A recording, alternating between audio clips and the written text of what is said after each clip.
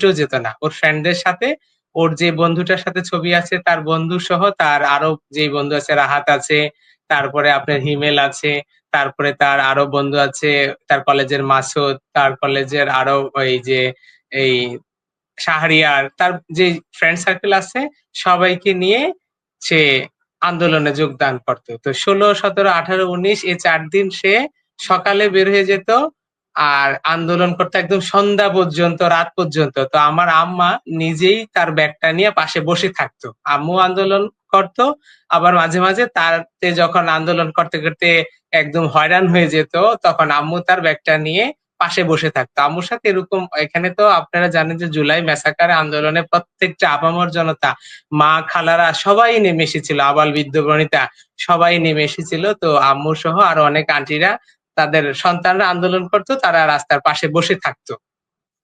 তো